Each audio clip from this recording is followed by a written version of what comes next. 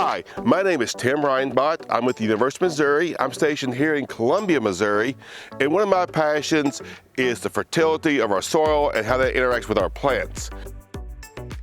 And today I'm going to talk to you about these rising prices that we've had in our fertilizer and how we can help manage our crops for this. Well, here in late 2021, fertilizer prices are outrageously high, the highest we've seen in ever, really. And so this year we really need to start taking a long look at our fertilizer needs. And one of the best things that you can do, the most economical, is start with a soil test. I know it costs $12 or $15 to get one. It takes some time, but it can tell you exactly what you need. For example, if your P and K is in the medium to high zone, you really shouldn't expect a yield increase this year by applying more P and K. Think of it as a savings account in your soil of the P and the K. And this is one of those years with the high prices that you can dip into your savings account and let that ride for a year or even two if you have to. Now, nitrogen's a little bit different in that our soils hold about 20 pounds of N per 1% organic matter, so about 50 pounds of nitrogen per acre. Now, our crops need much more than that. But what we can do, though, is that we can start looking at ways that we can make N credits. For example, if you follow annual legume like soybeans, you can get about 20 pounds of N credit per year that way, if you're going with wheat or corn or some other crop.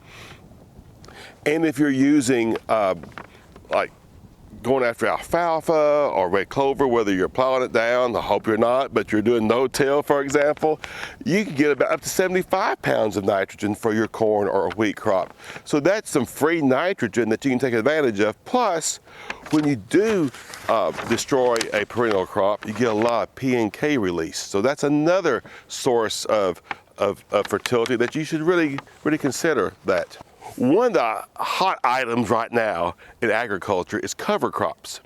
And we can use cover crops like leguminous cover crops like hairy vetch or winter peas or crimson clover as a way of fixing nitrogen. Now, usually, I just look at this as bonus. I don't usually count that toward my corn crop when I'm figuring out how much nitrogen that I need. But with these high prices, we may need to stop and look at that. And generally, you can get about 30 pounds of extra nitrogen when you destroy your cover crop of hairy vetch or other legumes. Now, if you let your cover crops go too long, especially your cereal crops like cereal rye or triticale, you may have an N penalty.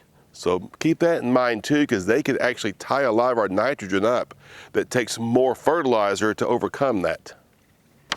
Now, if you're applying a crop like manure, depending on what the manure is, but my rule of thumb is that you get 10 pounds of N, 10 pounds of K, and 10 pounds of phosphorus for each ton of manure. So look at that as a source of fertility.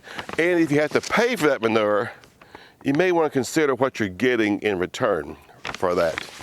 And finally, I want to leave us with, when we have to, if we want to sell hay off our farm, which is a way to make some money, consider what the value of that fertilizer is in that hay.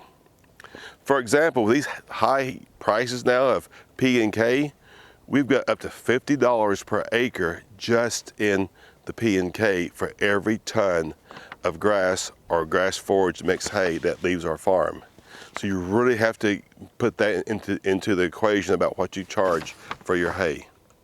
So if you have any questions, just give me a call at 573-882-4450 or shoot me an email at Reinbott, REINBOTTT, at missourispelledout.edu.